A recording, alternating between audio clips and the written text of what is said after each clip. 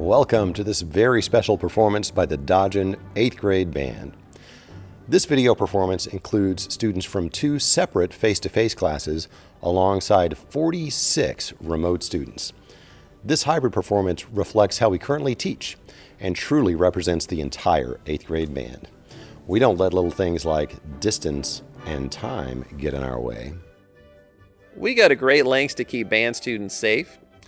In a normal class period, we have the woodwinds in the chorus room and the brass and percussion in the band room.